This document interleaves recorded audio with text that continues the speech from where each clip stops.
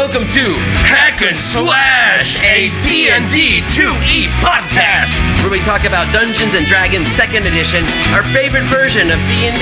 It appears kind of in the 90s, and we still play and still love it. We don't know why, but it's the best one. Yeah, we're very nostalgic for this era, so we talk about all things related to it. We hope you enjoy. Yeah, much fun. The unfortunate get preyed on by vultures' eyes. I've got 6 cents in these pockets of mine. You can take my money, you can take my time, but you can't take my heart. It's in the city behind. Good morning, heartache. You're like an old friend. Come and see me again. And that was lyrics by Rancid. Oh, yeah. Thanks, dude. It's so fun. We're starting a new segment. It's episode 2. Whoa. Hack and Slash D&D podcast. Yes. Yeah. Welcome back. We're pumped, and we have decided to open each episode with the poetic recital of some lyrics from 90s bands that we were listening to. Or other media. Huh? Not just bands. Yeah, maybe comics or books or whatever. Like nice quotes we love. 90s shit. 90s shit. Yeah. I think Jay comes up with that more than me, but I try my best. But we just saw Rancid live together, so that rocked. That was so much fun. Cheers. Cheers. We opened our second beer, I think, already, but we had some problems. Oh, okay. It's just me. We had some problems with the technique again, and that brings up. Yeah, whatever, dude.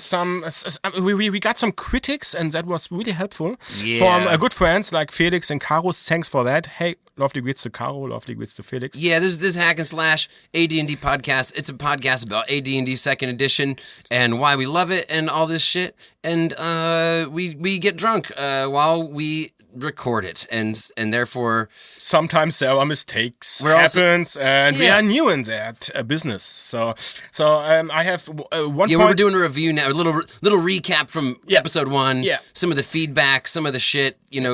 Clear up some of the stinky ass air that we farted out before we came to the real fun part of this episode. Like before we came to why you are maybe listen to us. Why are you listening to us? I mean, there are 270 viewers now on YouTube. I mean, maybe they are just one click. Yeah, who are these people? Who the fuck are these? Please comment on the YouTube. We want to know who are listening to us, and do you really listen to us? I'm very confused. Yeah, it's 270. It's a lot. I love it. And so much. It's in 14 days. Like for me, it's like what the. I always thought it's my own clicks, but I realized it's not possible. YouTube canceled my own clicks. It's really not that many people, dude. I know. There are maybe other YouTubers I watch, and they have 10,000s and whatever. But for me, 270, it's a lot. Thanks, guys. We are new to this business. Yeah, that's why it's funny, because for us, 270 is a lot for us. Fuck yeah. Because I don't understand the internet. Dude, it's really hot in here in this rehearsal space, so you are kind of naked. I try to put on my I have t-shirt. my pants on. That means I'm not naked. Don't tell the people lies. So I have my pants on, people.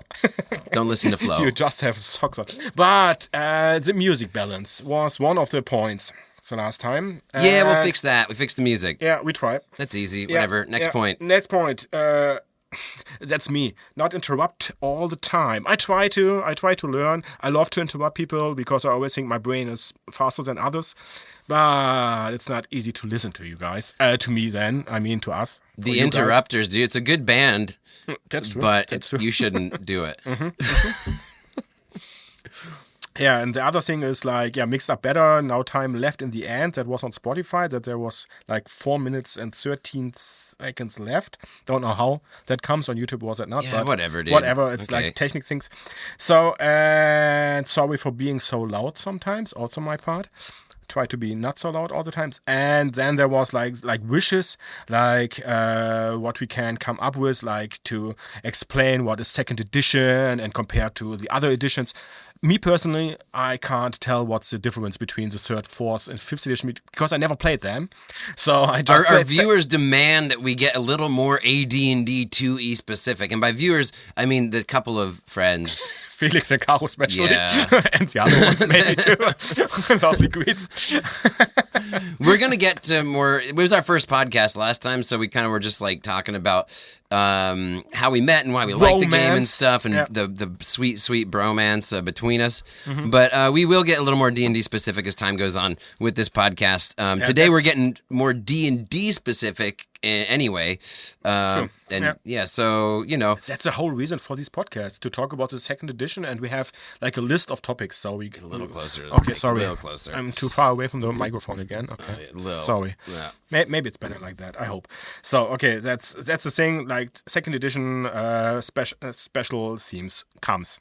The topics comes. So now it's really one, and that's the last point. I mean, I can mention that I have a 2nd edition tattoo. It's not so important, but I have. Oh, you got to mention the tattoo, homie. You got a second. Last time you lied to everybody. You told them that you don't have a 2nd edition tattoo. Don't. And you do. Did you forget about your own fucking tattoo, man? It's in my neck. I can't see it. I can't see it. It's in my neck, so I forget it all the time. It was my first one. I'm sorry. I have a 2nd edition tattoo. Yeah, Are you I sure it's lied. on your neck and not your asshole? It's my asshole in my neck. Maybe I'm like these Mongol guys, like these bastard guys. Whatever. I have this tattoo, and you can see it on Instagram. Yeah, I'll put a picture of the tattoo on Instagram to prove it. He has his fucking Thanks. 2nd edition tattoo. You will see it, and it's so sexy. And That's Flo's opinion. yeah, it's the most important opinion. NPC. We are not PC. We are NPC. Yes, and the last time I mentioned that really often just because I want to make clear that everybody understands the joke NPC because of non-player characters and non-political correctness. But we are kind of political correctness people. We hate fascism, racism, sexism, homophobia. We're just not dicks. Yes. But we're also not PC. Yes. It's a strange gray area that, for some weird reason, I definitely blame smartphones, but that people don't like understand as much now. Mm-hmm. But when we grew up in the 90s, it was pretty clear, like, you could say non-PC shit and also, like, think that racists and homophobes and misogynists were complete douchebags and not be one yourself. Yes. It was like an era of irony and like kind of biting sarcasm, but also an era of heart. And it was even called like the gay 90s, you know what I mean? Yeah. So it was... And don't get me personally wrong. I totally get the zeitgeist. So, but we are making this podcast and it's 90s zeitgeist. So we will not be so PC, and we are cool guys and we hate Nazis. I'm not cool, but I also am not a dick, and I'm not PC. Yeah. But we hate Nazis, and Nazis are not welcome to this podcast. And Nazi all the others, fuck off. And all the other sexist guys, homophobe guys, blah blah blah. We don't want that. Yeah, but whether you're a hardcore Nazi, like a dude with a swastika tattooed, or a Nazi light, like somebody who likes Donald Trump, go fuck yourself. True, and that's it. So yeah, okay. And so that said, like. This is a strange gray area podcast for gray area people who are NPC, not PC, and also just don't like racists and homophobes and shit, and respect 90s people. punk rock. Huh? Come on. 90s punk rock 90s shit. punk rock. Cheers, dude. Cheers. I love it. Oh, I man. love it too. Dude, it was so cool to see Rancid with you, dude. Yeah, I love that. Yeah, that was so much fun. It was so funny. First time for me to saw Rancid. Also, So when the story we told last week, which I thought was so fun, or the last podcast, where we met and I talked today's about... the 14th of July. Yeah, we were recording. Yeah, for me it's 14th of important. July. For him not, but for me it's important. I don't give a shit Yeah. about dates. I just want that people know that we record now and will launch 2 weeks later. Yeah. And the last Friday of a month, like every episode. Will Yeah, this be podcast launches the last Friday of every month. Yes. Okay. Sorry. But yeah, whatever, dude. The Interrupters, the band. That's my job. A good ska band. Yeah. So when we told the story last time about meeting, I got those tickets to the NoFX concert at this place called Cortex in Kreuzberg in Berlin, and at a record shop. And it was so cool because when we saw Rancid, Rancid actually on stage, they said, we want to give a big thanks to Cortex for supporting us all these years. Nice. So I thought that was pretty fucking rad and kind of coincidental that like the record shop that was sort of my like gateway into my life in Berlin and meeting you and eventually culminated in us having this podcast also was like then a couple weeks after we recorded the podcast we went and saw Rancid and fucking they gave a shout out to that record shop, dude. Okay, I didn't really realize it on the stage there. That was badass as fuck. Nice. I was wasted, but I was up front and listening to every word. Next week, now in 2 weeks, we go to Feine Sahne Fischfilet, a German punk band. So really looking forward to that. Yeah, Feine Sahne, dude. That's gonna be sweet. So, but now let's come to this. Why we are here. The D&D shit. Yes. The Dungeons and Dragons shit. Yeah. This is our second episode, AD&D 2E podcast 2E. Yeah. Oh, that was loud. Well, oh, shit. That one spiked the fucking shit. That's fine, homie. Yeah, I think I don't so. Understand. Once you can do that. Compress it. And I'm just excited. Not so excited that I was at the first episode. Still excited. I shat my pants already. Good that it was stinky already before. Yeah, so but I can't smell it anymore. Once again, just saying I'm wearing pants. So that's the said. important thing. That's what he said. This episode is about our top 10 favorite monsters. Dum, dum, dum. Yeah. We have to roll off. Our favorite D&D monsters, yeah. dude. We're going to talk about our favorite monsters of Dungeons and Dragons. Second edition. Yeah, the 2E ones. Yeah. Again, we don't really know what a lot of the other editions are like, and we'll maybe explore that more in future podcasts. But for now, we're just kind of sticking with the one edition that we know and love. And this is all about the monsters that we love in AD&D 2nd edition. It could be that these monsters are still exist in the 5th E. They do. I know. Most of them are still there. Yeah, why not? All of mine are there. Yeah, I think mine too. I don't know by one. But I don't even know if any they did. I don't even know what they got rid of for 5e. Like I don't know. I don't either. They're like, but I have the to. kobolds are little fucks, dude. Sorry, I don't want to there. burp again in the microphone, but I did. Sorry. You're a burping guy. It's kind of part of the thing. Beavis and Butthead style. Beavis and Butthead. there you go again. You fuck. Oh, fuck, yeah. You disgusting motherfucker. Today I was like, I woke up and was like, oh, I'm really tired. I don't know how to record today this podcast, but it works. I love it. Yeah, so, same to here. To be dude. honest, like tanked. So some lunatic woman interrupted me in a city tour. It was like the most. I've been giving city tours of Berlin for 4 years. It was the most harassed I've ever been by a random person really? today. Okay, I was so tired. I'm like, stop mentally draining me. I need to record a podcast later, bitch. I just have holiday this week. Since 3 weeks now, but I'm kind of like tired, from all this weather and this heat. All this climate change murdering there is no shit. climate change. Come on, there is a flat Earth. Everything's fine. Everything's flat. Believes the lizard guys. I have to put off my dice. Sorry, guys. Yeah, I'm bringing my dice. We're gonna do a little roll off. Yeah. And we're gonna roll 1d20, and whoever rolls highest gets to start our list of top 10 favorite monsters. Of course, we're doing. No. I think the loser has to start first. Lose what? Because We didn't agree on that. I think we did. You're sorry. way far from the mic now, dude. Yeah. You're not paying any attention. I thought we did. The loser has to go first because it's not an opportunity to go first. I think it's. Oh, okay, because then the last monster is by the winner. Oh, okay, that makes sense. Yeah, let's do it like that. Fuck Okay. it. I think. That's how math works. Is it that? Magnets? No, not magnets. Math. How do they work? No, you are too far away. It's our first podcast. We put not out dice. We put out monsters, like miniatures are here everywhere around us. Like books are around us. Like our hack and slash logo is here. Thanks, Felix, again. It worked out. We had the logo at launch time, and Yeah, it's wank, a wank, wank. Let's get to this. Beautiful. I just make a bridge here for your searching of dice things, dude. Oh, Just help you out. I see. Meine Güte. Dude, I got. I'm gonna use. I just want to say it like my wife made me these special dice rolling cups out of leather with the date of our hand fasting. So I'm using that. 21. Fucking 03, romantic. 2021. Fucking romantic. Yeah. I just have my. I'm totally gay like that. I'm all up My into romance. my first D20 in my hand. It's orange with black numbers, and I love it. And I have it since I don't know. Oh, you just threw it. Doesn't count if it falls on the floor, homie. Oh, there it is. Drop dice, don't count. Here we go. Ready? Ready? Wah. Oh, shit. It's an 11. I got a 4. You have to start with your Fuck, monster. dude. I was hoping my wife's leather roller would give me good luck. So, Well, so guys, we have both lists, like with 10 monsters, and we start with worst monster kind of. It's not the worst, it's the 10 favorite monsters of us. So, and we make like a little game here. When we have like a catch of a monster on our list, we say bingo. And when we have the same monster on the same number, we have double bingo. And then we have to then we have to do something like drinking. So yeah, I'm pretty stoked. Oh God, I have to burp again. I'm so sorry. I don't know what that is. It's the beer. it's the beer. It's the beer. The beer makes you burp. Kids, don't drink the beer. You'll makes be you burping, burping. and then the girls won't like you. Only if the burp smells like mint.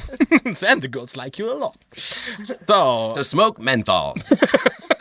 but don't smoke. Hack and Slash, brought to you by Menthols, the shittiest cigarette ever made by man. I love it. Let's see. What the fuck? Dude, why you need to die? I'll tell you why I need a die. Because you have to wall off. That's right. Which monster is? That's right. Which My monster number 10, Blow. I couldn't decide. So I got fucking tricky. cheating. Fucking I got cheating. tricky. Okay, I had cheat also. What I will tell you. You told me you cheated, so I cheated too. Fuck, but you cheated in a professional way. Well, yeah, just like fucking Jeff Bezos, homie. All right. I love it already again. This second episode. Yeah, dude. Cool. Part of why I just love doing this podcast. So is number we get to 10, have number fun. 10 of Jake. Number 10. I'm of rolling. Jake. I'm rolling 1d10, and I have 5 monsters, and I've using my d10 as a d5. So 1 or 2 is 1. You let destiny decide. Yeah, because dude, I can't choose. You let the god of dice decide. the god of dice decides is my 10th favorite monster. It's kind of Guna. Guna. God, universe, nature, and all. That's God. You have to believe everybody. You have to believe in good. Oh, what? Okay, I thought. Oh, God. Oh, Guna's no. also the name of a Swedish guy I met on my bike tour the other day. But Oh no, I love Guna. yeah, okay. So this is. Verschwörungstheoretiker, hello. I'm gonna roll, and then I'm gonna whatever I roll will be my 10th favorite monster. But I'll also tell you what else was on the list as the backups. Okay, here we go. Ready? Hey, but wait, it's just one monster you wall off, and the others you have on the list, or you wall for I have every monster? 5 monsters here. Yeah, but you wall for the number 9, 8, 7, 6. No, also? no. You wall just for number 10. I chose 9 monsters, 9 Okay. solid monsters. But by number 10, you was not sure. But for the 10th one, I was like, dude, there's like 4 or 5 that I love. Fucking that cheater. could be number 10. It's funny, I rolled 11, now it stays on 1, my d20. Okay, All right, sorry. So I got 5 monsters here, and this is die roll will determine which one is my see. 10th favorite. I see. Okay? Okay. Here we go. Yes. Oh, okay, it's a 6, so that's gonna count as a 3. So that means my 10th favorite monster is the Sprite! Yee! What's a sprite? Oh, it's like a fairy. It's like a magical pixie person. Is it in Monster Manual 1? Hell yeah, buddy! Really? Is the second edition monster manual. There's actually like several different kinds of fairies, but the sprites, dude. Ah, wait. Or the pixie the people. pixie. The I pixie people. put all the book now. Actually, sorry, I think it's a pixie is what I like the best. The ones with the sleep arrows, they're these teeny little, they can turn invisible. It's what Michael's playing in our the little campaign. pixies. Yeah, the they- little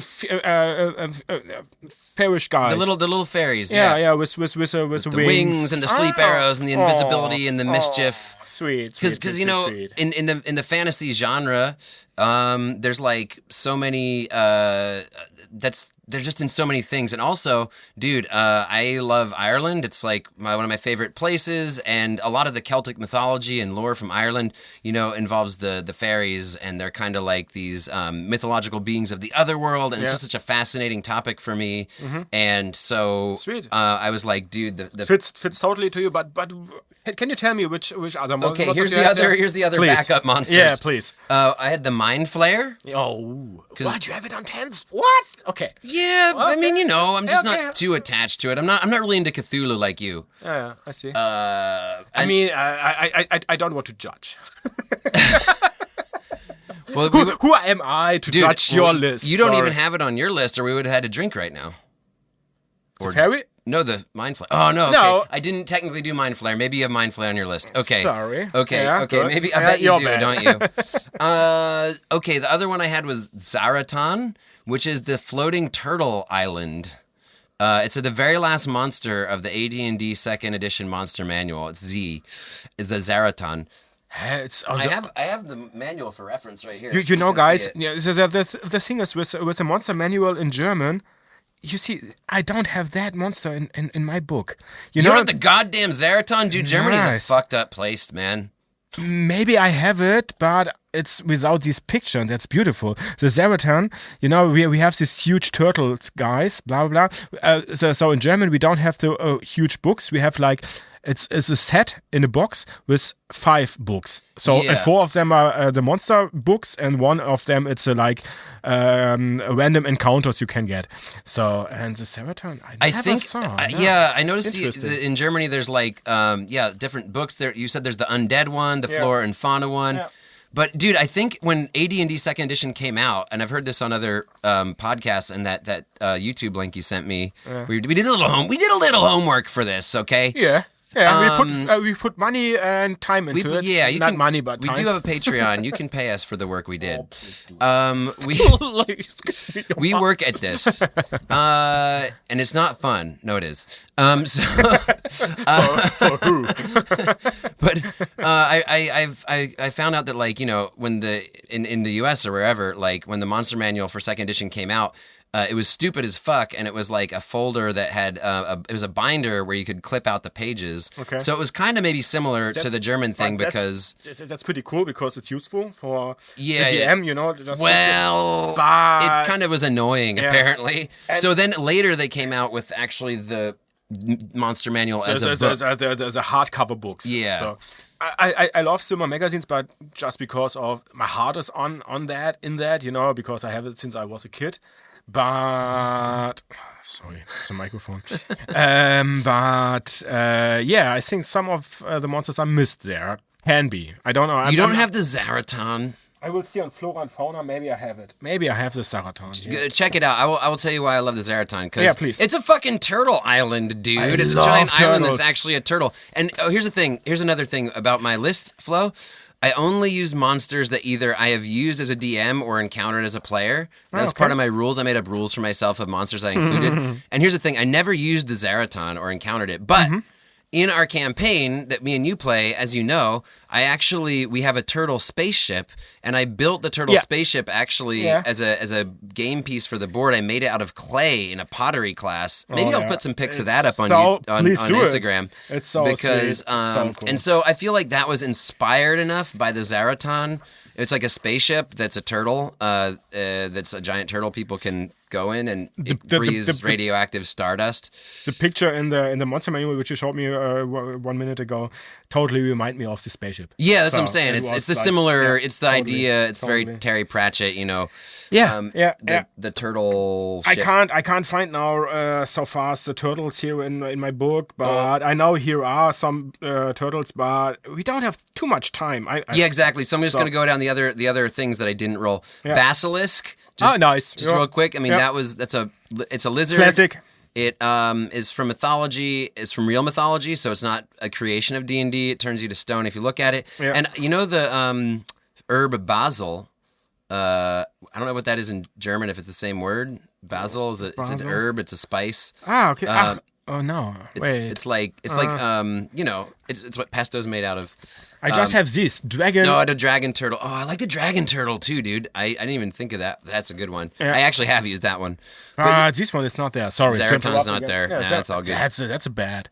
Dude, the basilisk. Do you know the word basil is like the basil was supposed to be an herb that was a remedy for the basilisk in mythology. Okay. Anyway, I had a phase of life where I was a cryptozoology nerd, and I just kind of loved the basilisk. And anyway, But, it's basilicum. yeah, basilicum. Basilicum. Genau. Ah, okay. There's our Funny. German.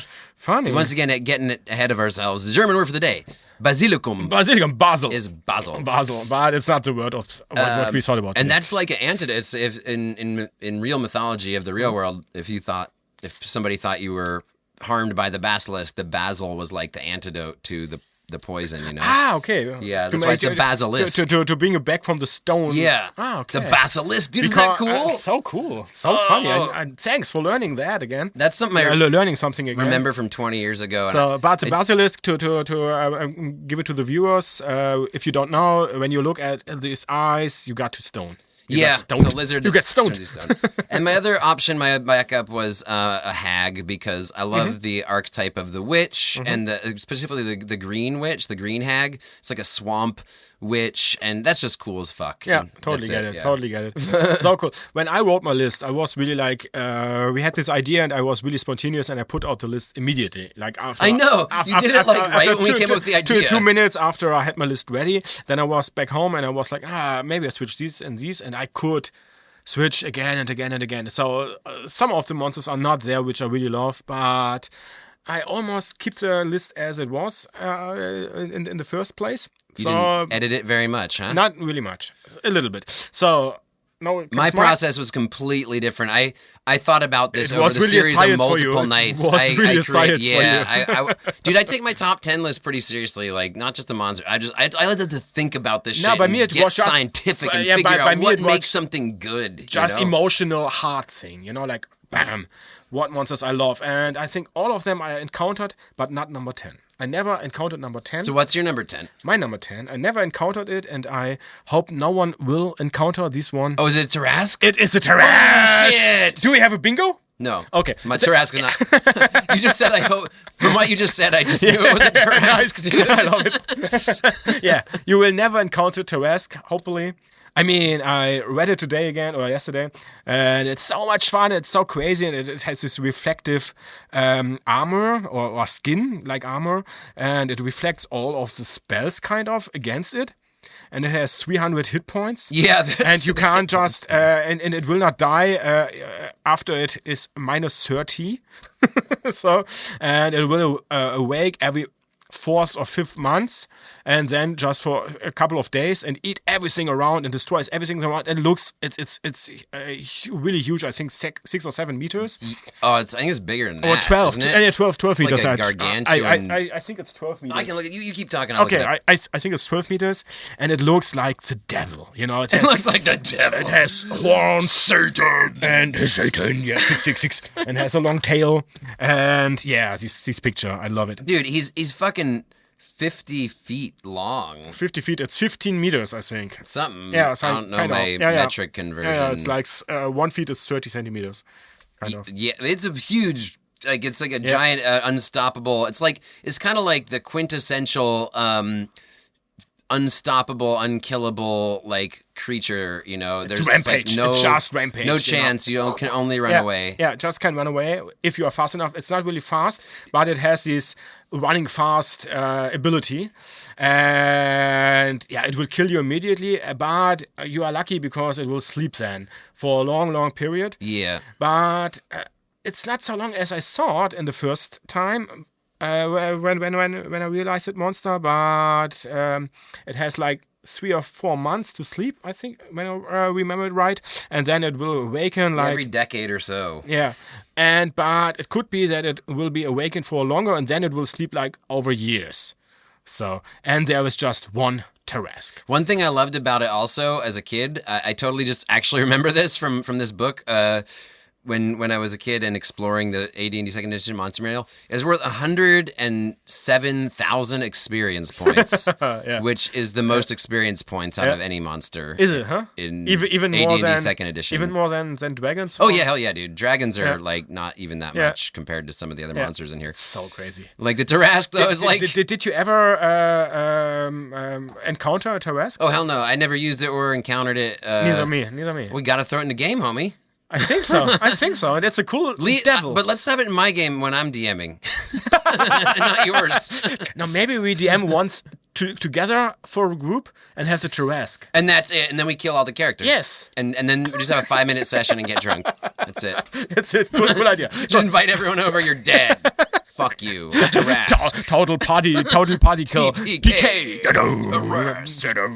Dude, what's your number 10? Number 9. I opened me another beer. Oh, dude, number 9. What's number 9? Oh, part of me thinks this should have been higher up on the list. I have. You remember last week when we were talking about why we love the game and the origins of our discovery and love of the game? Yeah. And I mentioned that when I first got into D&D, my first character I made was a halfling thief because I read The Hobbit, and The Hobbit's my favorite book. Well, naturally, I had to put halflings on my list. And to be clear, the rules that we came up for this little top 10 list was like any creatures in the monster manual. Because I told my wife my list before I left. I gave her full-on spoiler, and she was like... Me too today. Oh, yeah. You were like... So fun. Yeah. Which one is your favorite monster? I can't decide, Flo. Whatever. Yeah. She was like, dude... Halflings aren't a she really challenged me. She's like, halflings aren't a monster. I was like, oh, baby. But we talked about that. It's anything that's in the monster manual. So it's totally fine to put a hobbit there. Yeah, the halflings. So good creatures and sub races and playable character races, all fair game. Totally. And I love halflings. Totally boring, but yes. They're not boring. They're awesome. Don't ever say hobbits are boring. I love halflings. And they were one of my favorite characters, races to use. Yeah, to play. They're so cool. Like they're so sweet, and so you can play everything kind of with them. Only wizards not. So and well, I also love that like Tolkien kind of adapted a lot of other mythology, and almost everything he put into his work was like, you know, an adaptation of kind of Norse mythology or something and Anglo-Saxon culture and shit. But then he like invented the Hobbit as this little creature that was sort of a symbol of his idea of the idyllic English life. And Tolkien invited so much things, you know. I mean, is he not the creator of halflings? Yeah, he is. He is, huh? Yeah, and also of orcs. Now, orcs was before there. I think he made up orcs. No. I read about orcs, and orcs was also like kind of in the Bible or something like that. Oh no, you're thinking really. of Jesus. Is Jesus not an orc? Crucified the fucking orc. Oh, damn. Those bastards. Sorry, orc. Dude, now I want to have an orc crucifixion in my game. That'd be fun. That would be so cool. Halflings, cool. And also the Hobbit is, again, my favorite book. Drew me into the medieval fantasy world at large as a kid. And they love to smoke weed, like myself, you know. They play music. They like music. I love their whole thing. It's so funny. Your 10th monster and your 9th monster, that's already like what you are. Like a little fairy. You think I'm a little fairy? You are a fat. I'm taller than you. You are a fat punk rock fairy. Dude, I am you are only not fat. My belly is fat. I'm otherwise pretty thin. I'm pretty grotesque looking. I'm so sorry, he's not fat. Look at these arms, homie. Like, that's not fat. I put on my shirt now and I am fat. You know, you're fatter than me. Yeah, I am. It's true. It's okay. One thing I notice about fat people is often they call other people fat. It's just something I encountered in my life. Yeah. But you are not a fairy. You know, that's what I wanted to say. I don't see you with little wings and flying around, but you are this fairy guy, kind of. You know, like I do like magic and fun. Yeah, but you know, glitter and dancing. Yeah, and you are like this Aquaman guy, you know. Oh yeah, we'll get to that later, maybe. I know. I think I know. Okay, that's your number 9. Also, I thought like, and just to throw this rule out at you spontaneously for anything you might have on your list that has sub races, I gotta say you gotta specify your sub race, dude. Yeah, for sure. So I'm gonna just say my favorite. By the way, guys, Flo just took off his shirt, so that was weird. It's totally gay now. We're getting this podcast gonna get pretty crazy by the end of it, folks. We're drinking, we're taking off our clothes. And it's really hot in this room. And I am further than Jake because I don't have socks. You're not wearing socks. Is this strip D&D top 10? Maybe it is. Maybe you don't know what you're writing down for. You know? Sweet Jesus, dude. Okay, it is really hot in here. It's really hot. My favorite subrace of halfling is the harefoot, which is the classic. The halfling. Yeah. And it's like that's what Bilbo Baggins is and shit. It's like For me, it's also really, sorry to interrupt again. As I So it's always the hair food also, but I lost this Dragonlance. the Kender, I know the Kender are cool. I'm reading Dragonlance right now. Tasselhoff is good. badass. So like cool. I love it. I love But it. that's another Yeah. reason. Actually, when I was reading the Dragonlance, I also noticed I'm in the middle of the winter, the second book, and Tasselhoff. There's this scene where there's the council and Tasselhoff breaks the orb, and it's totally like. It's like Lord of the Rings, where they have the Council of Elrond, but just Margaret and Tracy's take on it, which and also Terry Brooks when he wrote the Sword of Shannara, it was kind of like very clearly inspired by quote unquote Lord of the Rings. Totally. And I love that author, by the way. I'm not shitting on him. I'm just saying, the first novel was a little bit very clearly taken. He's all his.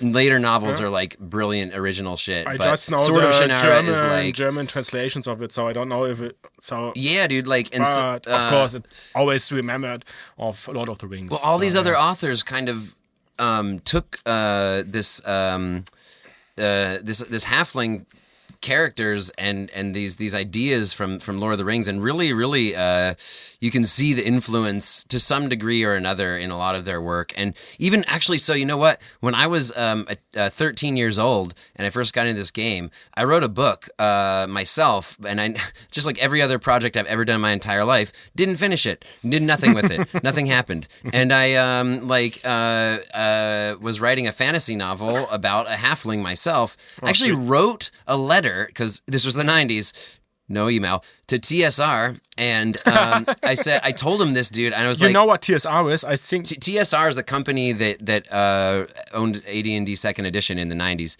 and I wrote a letter to him saying I was writing a book and was like thinking of publishing it, which, again, I do think of publishing a lot of my writing and never have a single piece published. But, like, then they wrote me a letter back, and they said, If you use the word halfling in your book, we'll fucking sue you. No. Yeah, dude, I was 13 years old.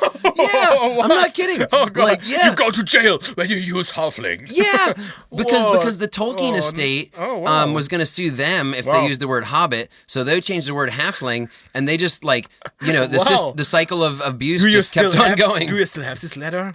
I don't know if I have the letter. That's so cool. I probably don't have the letter. I still have the story. That's just I know, dude. A letter from TSR that says we'll sue you if you use the word halfling. Do you remember if they have the logo of TSR there with the dragon? I think so. Nice. Yeah, I mean, you got a letter from TSR. Fuck them, but nice. Yeah, it was pretty funny, but it was a threat. It was a threat that they'll sue me. They were, from what I understand at that point in history, they were very sue-happy people. That's why they kind of collapsed and got bought by Wizards of the Coast, because they were a little bit too litigious and sticks up their own asses. Yeah. And so make fire with your sticks, man. Yeah, but that's again just a little Hobbit story that shows like how much I fucking love hobbits, like in my past, Dude. What's your number 9? Yes, because I'm gonna grab another beer. I have to go to pee. Maybe make a little break. I'm sorry. It's number. It's not just number 9. It's not our. Don't just hold. We have to do one break. Okay. You went piss twice within 10 minutes before we started. Yeah, dude. sorry. I'm just a student. What's with your bladder? You have a bladder infection? No, it's like a student. A student? Yeah, that's what we say in German. Studentenblase. Studentenblase? Is that a term? It's a term. Student's bladder? Yeah. It means if you have to piss a lot? Yeah. So, okay, there's some more fun German culture for you guys. A Studentenblase. Yeah. It's like if you have to piss and it means student bladder. Okay? Yeah. It's my third beer, So, come on. Whoa, word, dude. Slow it down. Come on, we met at 7. Yeah, come on. Okay. Oh, fuck you. Yeah, fuck you. Okay, good. My number 9. You want my number 9? Just tell me. I tell you now my number 9. I tell you my number 1. No, wait. I tell you my number 9. Our shirts are off and we're getting aggressive. It's not because of the alcohol. Number 9. Yeah, Can you please listen? I tell you the German word. I will see if you recognize. Is the Aaskriecher. The Aaskriecher. Do I know what that is? Kriecher, it's no. Okay, try it. It's the Aaskriecher would be not Arsch. Aas. Aas. Double A and S. Is it the hook horror? I don't know. what's the real name for it, but I just translated it with deep L. It's carrion crawler. Oh, the carrion crawler. Nice. So dude. it's a real word. It's of course, a real name. creature. I should have known that because creature's crawler. Crawler, I was creature. thinking hook horror. Yeah, It's not the and same. carrion, it's ass. Yeah. So it's ass creature. Carrion is ass. So the German word for carrion is ass. Yeah, but it's not Arsch. It's not Arsch. It's Arsch ass. is not ass. So it's ass. So it's an ass creature. It's a carrion crawler. So I love this creature, you know. And I was like between like the uncouth. Yeah, know? the NKEG, yeah. So this big bug. Yeah. So I love this bug so much. But the ass creature I encountered so much in my life, and I bring it up so much in my own stories, and I love it. You know, like this worm with feet like a centipede, and like this tentacle mouse. I love it. You know, like and It's so you. and yeah, it's so me. You know, it's Yeah. like how I look. Well, no, I mean your interest, No, your I- field of interest. I'm the skinny one here. Come on, we've established that. Fuck yeah. And the ass creature is the carrion crawler. It's like he cleaned up the dungeons from all the corpses. It's like you the know? dungeon janitor. Yeah, kind of. So, and he's really creepy, you know. And they are often in groups, but they work not in groups. So they are just for eating and yeah, for killing and eating. And when there is nothing to kill, they eat what's left there, you know. So and what else to say? I don't know. They are long. They are really, really, really tall again. Like I think like 3 or 4 meters. Wait, I put the manual out. I'll check it out. Yeah, you tell So- me. Oh, you so I have the it's, page right there. it's Okay, never mind. 2 meters and 70 centimeters long, and they, It's so German. You're like, it's Yeah, a very it's no German thing feet, to have it's- to measure the sorry, monster. yeah, it's what kind of measurement we have? It's a metro. No, what's the name of? You have feet. I have The metric system. metric system. We The have entire metric world has the metric system except the U.S. Yeah. because we're totally them. awesome. Yeah, it's totally cool. And yeah, guys, look at the ass creature or the carrion crawler. It's amazing. I love it. It's this look of it's just a big bug. You know, it could be later maybe a butterfly, but it will never be. So it's always carrion disturbing. crawler. It's always disturbing like that. And That'd be a it's, rad D&D home like a thing though if you made it into a butterfly. You know, like cool what would idea. it become if it? yeah. Maybe like Tonsteine, not Tonsteine Scherben, like Team Scheiße, this video. Schmetterling, Schmetterling. Meine Probleme sind Nicht deine Probleme. Yes, nice. So, and the ass creature, yeah, it's creepy. You know, it's creepy as shit. And it can also like walk on the walls and on the ceiling. So you never know where it is. And it's paralyze you with a bite. So you are paralyzed. You can't move anymore. Blah, blah, blah. And then it eats you alive. So it's creepy. Scary as fuck. Scary and, as fuck. And as I've been playing with you in the last few years, like you, a lot of the what we were playing basically in your campaign, it was a Age of Sigmar Warhammer medieval fantasy Mixed up. adaptation into AD&D Second Edition rules. Yep. And I think that you did that because you are really into Warhammer and you already had a lot of cool Nurgle figures. You particularly like Nurgle when it comes to Warhammer, which Yes. is like the god of pestilence and shit. He's all the goopy, drippy, slimy shit. And so that's what I mean, like when I say the carrion crawler totally makes sense with you because like Yeah. you love that shit and Yeah. like the carrion crawler This is completely that kind of disturbing, style of like disgustingly. yeah, disgusting, Yeah, yeah. like just and a slimy, goopy thing. Totally. Like, I love all that shit. It's also because when you paint minis, it's really easy to paint. But that's a different topic. So what's your number? Number 8. Dude, we are already on 42 minutes. What the fuck? What the fuck? Holy shit, dude. Okay, Maybe we make a little break for the viewers here. let's just go up to number 5. Okay. Number 5? Number 8, you mean? No, well, we'll go up. Number 8. We'll take a break after number 5. Look, yeah. I'm gonna whiz through this one then. Froghemoth, dude. I'm gonna give you my why I like it. I wanted to bring that into my list, but I thought we just bring up the first Monster Manual, so I don't. Yeah. So it was a misunderstanding, but whatever. Froghemoth, of course. Cool. I think the Froghemoth appeared in like the Monsters Manual Annual number 2 or 3, but now it's like a staple. And I saw in the 5th edition, it's like a thing. It's in the Salt Marsh book, but it started. I think it was created in 2nd edition. I'm just gonna say real quick, it's super. Pretty sure. The Froghemoth is a giant frog creature. It's got like 3 eyes. It's got a bunch of tentacles. 4. Oh, 4 eyes. Yeah, No, 4 tentacles. 4 tentacles. No, 2 tentacles. It's just got a bunch of eyes and tentacles. And like the thing is, why I love it, it's super funny. It's like something a little kid or a total stoner would come up with. Totally. So it's like if you were completely baked, or if you were like 8 years old and drawing a picture, you would draw this monster, and it's stupid and it's funny, and it's a monster I never heard of. Huge. Yeah, it's giant. It's a monster I never heard of or used before the campaign we are playing now. Like I never heard of it or used it before. It was my main enemies in this campaign. And in the campaign we play, it's like the main enemy of Flo's character, because Flo plays a turtle person. So I had the frog people. The frog people are like the arch nemesis, and then the Froghemoth was like. I was just shopping through the manuals for like a cool big bad for his character's storyline. I was like, dude, that's awesome. And also because of that, it illustrates how D&D can be fun and new all the time. Yeah. Even many years later, if you've been playing it as long as we have, you can always find like a new thing. And this was the only one on my list that's like that I just discovered as we've been playing the past 2 years. I didn't knew this monster before, like, thanks dude that you bring up this monster. And I have a really, really cool mini of it, and I painted it. I know and maybe you can... We'll throw that on Instagram. Yeah. You got to check out our Instagram page just so you can see the picture I'm going to put up of Flo's Froghemoth, dude. It's beautiful. That he painted. I love this one. It's really cool. It's rad. Okay, what's your number 8? Number 8, it's a group. Now I'm cheating. It's a group of monsters. This is your cheating? Okay. It's my. What is it? It's one of my cheatings. What's I have your 2 of goddamn my cheating? My cheating is lycanthropes. Oh, that's totally cheating, dude. I'm sorry. You can't just say lycanthropes. Yeah, but General. but I make it special. I make it specialized. What's the one? Were-rats. Okay, there we go. But also werewolves. No, one. Okay, were-rats. Okay, were-rats. Sorry, but that was my cheating. I have a second one, kind of these. And I have 3 of them.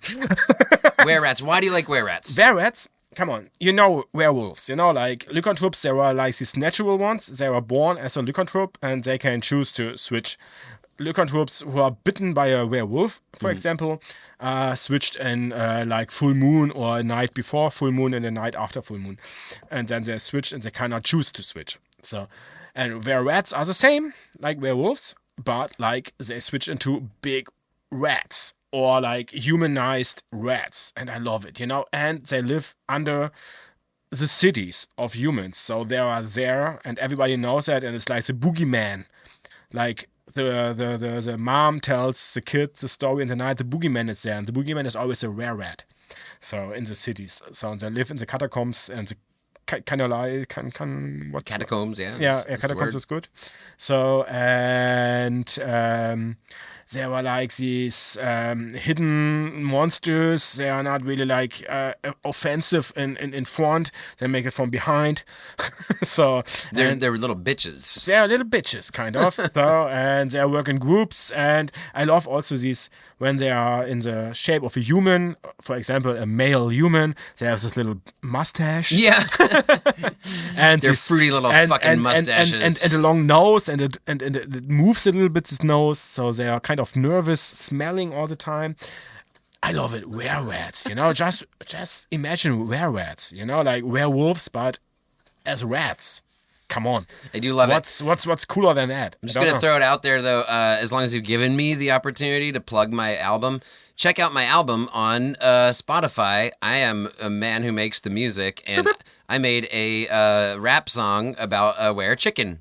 So it's called Jimmy Wing Wang. Oh, you can hear beautiful song. Spotify or YouTube. Jake Weiss. So funny. Go to the song Jimmy Wing Wang. It's about a boy who turns into a were-chicken. It's disturbing but funny. Yeah, it was very. It's kind of, I was inspired by Frank Zappa and Shel Silverstein. Look, this is number 7, Necrophidius. Necrophidius? What was The that? Necrophidius, I don't know auf Deutsch, but it's the fucking golem that has a snake. It's like skeleton, but it's like a snake skeleton with a human skull head. I'm flipping through the book. The Bone Naga? No. No, not the Bone Naga, dude. The Bone Naga is a totally different thing. Come on now. Where's my golems at? Golem. No. I got the Necrophidius. Do you, the viewers, know what a Necrophidius is? This motherfucker. Looks like a Bone Naga. We painted one together. Yeah, but it's a Bone Naga. No, that we painted. It's a It's different than Bone Naga. Ah, okay, but it looks like. Because the Bone Naga is like a living nice thing or something. I don't know what it is actually. That's the creepy. Necrophidius. Yeah, it's so cool, dude. Because the Necrophidius or Deathworm, as it says here in the second edition Monster Manual, is built and animated for a single task, like protection and assassination. Has the bleached white skeleton of a giant snake, a fanged human skull, a constantly whirling milk white eyes. I love the horror. Why is your book so different to us? I don't know, dude. So stupid. Invented it in Wisconsin. Like so. The reason I like the Necrophidius, it's like an undead, but it's not undead. It's a golem. So it's something that's been animated. You know what I mean? Like it's weird. It's like it's not.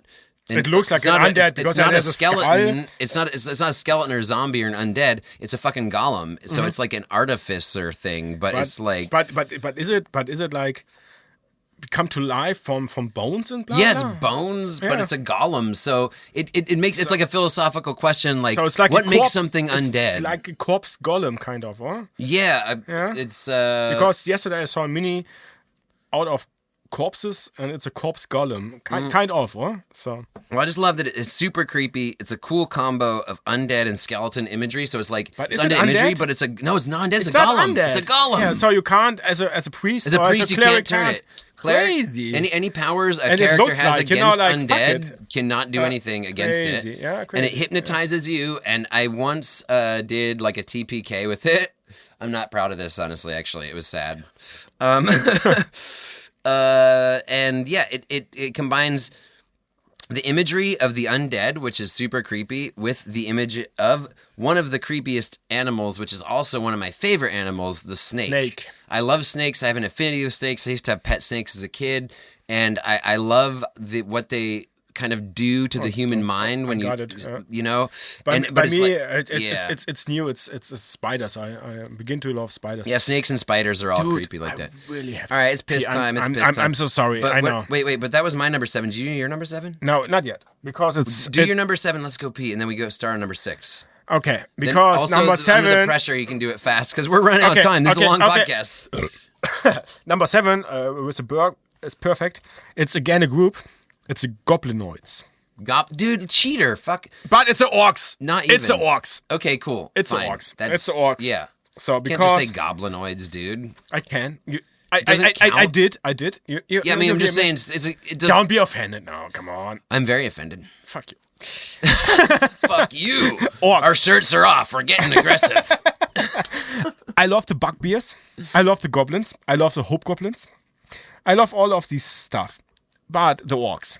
You know the orcs. The orcs are like from J.R. Tolkien. The same reason I like halflings. Yeah. They're like OG. I researched orcs, and there was a different source of orcs before Tolkien, but I can't remember right now. Whatever, orcs are fucking in the 2nd edition. 5th edition, they are more politically correct.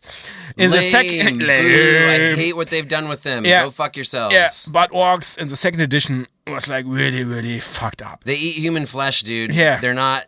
That's not something that should be treated like a human being. Go on to war, you know, and just for killing. And they have today I was like I'm reading the quote of orcs, but switched orc with the name of my wife. It was what?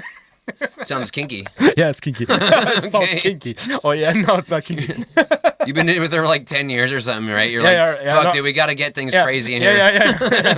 What? I don't have a pig nose. Yeah, and that's what the orcs also say. Give me that nostril, baby. So I love orcs. what else I can say? Like, and I love these. Like Tolkien make them like black. D&D makes them like. There was white ones. I remember there was in the movies. Yeah, there was there's the white one orc, white so. one, so it's like an albino, but They're typically. also green, aren't they? They're green. No, and green. Who brings up green was like GW, Games Workshop. Oh, really? They're the one who got orcs greenified? Yes.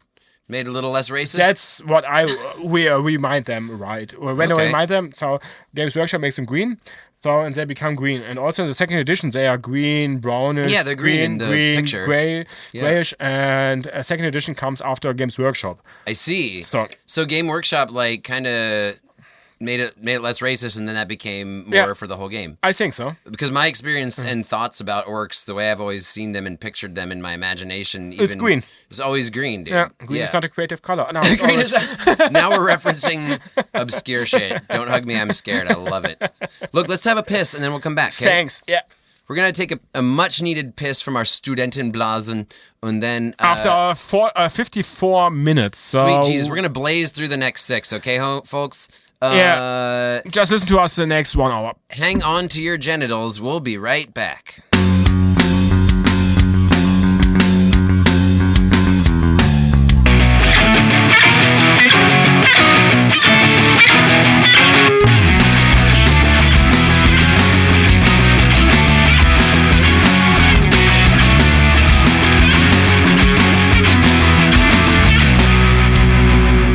We're back. Yeah, okay, cool. I did that right. Yo, P. Hello. we took a massive piss. Now we don't have Studentenblasen anymore. We have Yeah, wait 5 minutes and What? it's full again.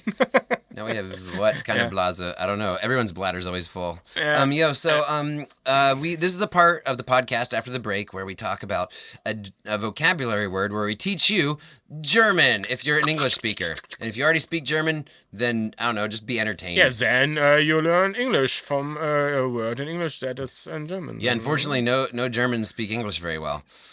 True. You all speak it really good. It's embarrassing. So like the word for the day is that because we're doing the top 10 monsters list, monster. What is monster in German, Flo? Monster? Ah, no, wait. There was another word also. We talked about that before. It's the old word for monster is ungeheuer. But is it like Shakespeare talk? Or Yeah, maybe also like in the 80s or 70s. Oh, really? The ungeheuer. Not like super Shakespeare talk. It's like this Reagan talk. UN. It's always like these words. Like it's words that are not really existed in German words. We say so. Words are not really words. So Okay. Ungeheuer.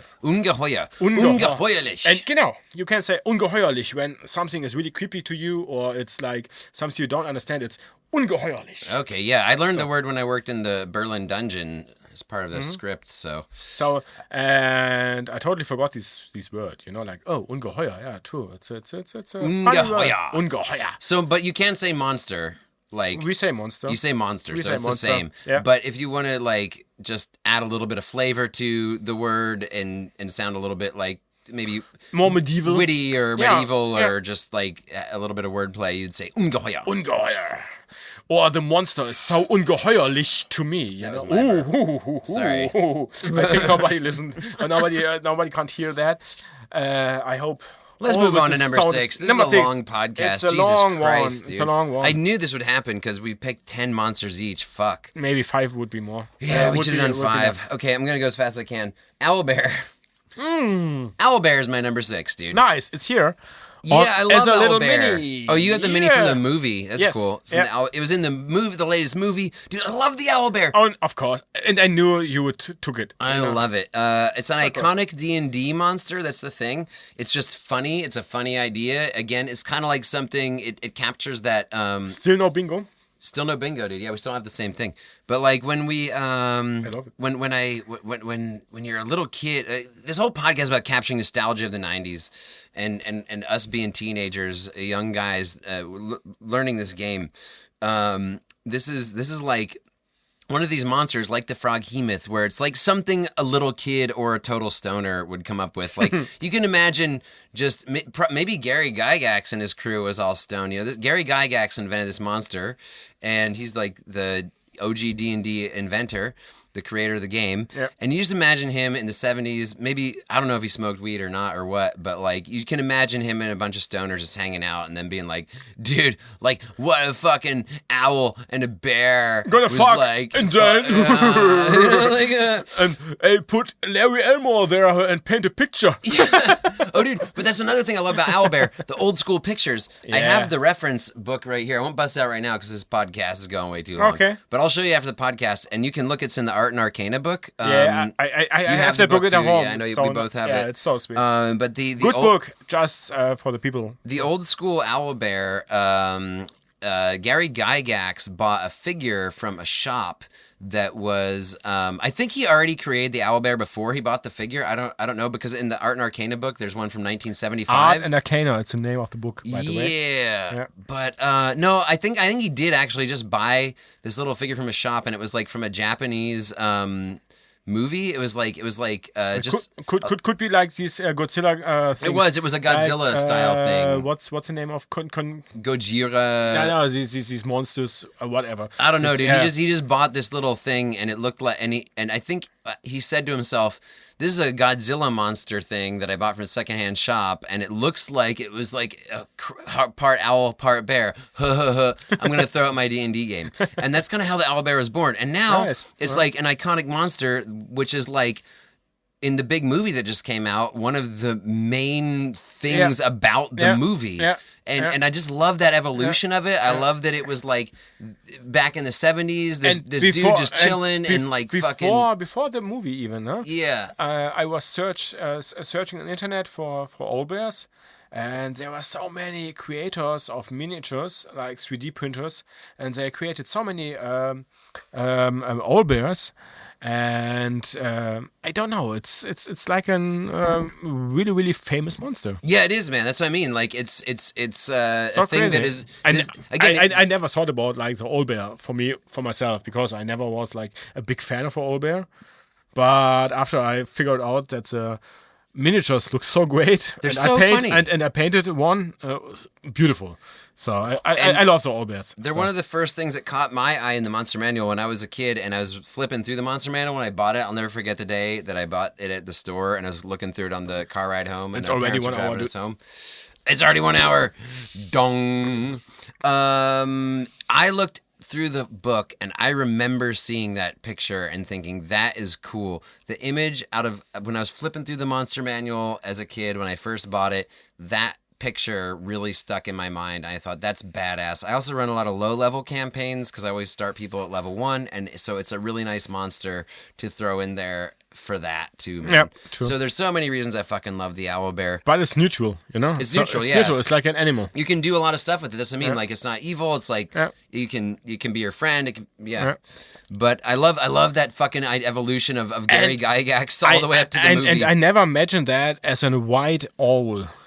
As in the movie, you know, like this miniature which we have here, I always have it in brown in my mind, you know, right, like the AD&D second edition. Yeah, totally like brown. Picture. But of course, it could be also like a snow owl. Why not? You know, like, so totally makes sense. Yeah, so cool. Okay, my number 6. Okay, yeah. What is it? It's a troll. Nice. Bingo. No. Oh.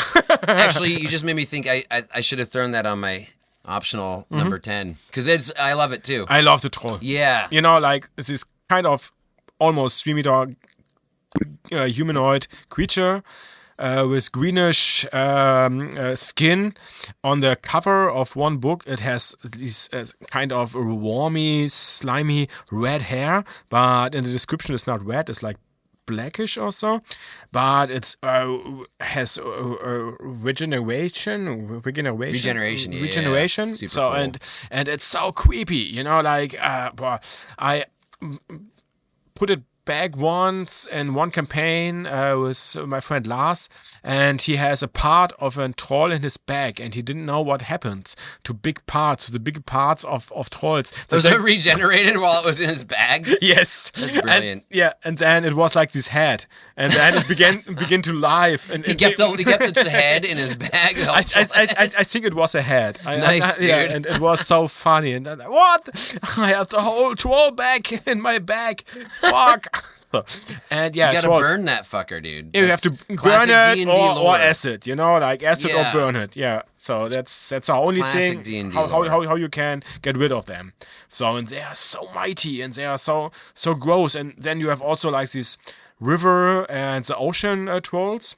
Yeah. They're also really creepy, and the river ones are these ones which you know from the human mythology, like living under the bridges. Yeah. And want to have like money from you when you cross the bridges. Yeah, So, the Billy blah, blah. Goat's gruff. Yeah, kind of that. Answer me these questions 3. Yeah. So, but these D&D second edition trolls are so creepy. I like them. Like these. You know where they're from, though, yeah?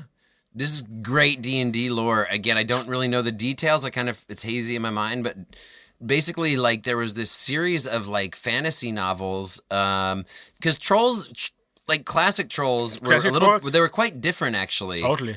And Totally different, the I image think. of it, though, that in second edition, it was like from some fantasy novels that were published, I think, in the 60s or something. Again, I'm not 100% sure about the facts about this, but basically, it was from a series of fantasy novels, and then the D&D creators were like, I think, was it Gygax himself? I don't know. I forget if it was him or one of his other buddies that helped make the game. Don't know. But they, like, brought the troll into the D&D game from those fantasy novels. Okay. It was like a direct cultural import from somebody else's work. But trolls was always like not so evil like them, I think. Like No, there was second always edition. like the trolls were always evil, but like we've seen other iterations of trolls like in all over. Hobbit or whatever. Yeah, like, exactly. so- There's so- Hobbit trolls. There's like that so- little. Yeah, but like the way that we see it in AD&D second edition, that was like taken from a series of fantasy novels Really? published by Okay. some dude in the 60s. And there is also like one troll or one race of troll. It's like the two-headed troll. It's a mix of the Etten yeah, the Eatons. Yeah. and the troll. So funny. So, but yeah, that's us. That's a troll. So we come back now to Number 5. Number 5. The middle My of- number 5 is Beholder, dude. Oh, bingo! We got bingo? I got a bingo. You got a Beholder too? I got a beholder, but not a number 5. Not So number it's 5. not My the- Beholder is lower than your Beholder. Yes. My Beholder hangs lower than your Beholder. I got big Beholder balls. And we have here the Berliner Luft. That's a really, really German Berliner thing to drink. It sure is, dude. So, and now it's already really warm. It's like So- mouthwash. I give you But a I little. love it. We can. Okay. Yeah. We got bingo. So I picked Beholder for number 5. Flo has Beholder somewhere else on his list. Yes. And here we go. Yes. Prost. Prost. Jesus Christ. So minty. Oh, I love it. I don't know if you love it. I like it. I do love it. Beholder, I'm just Beholder. going to say real fast.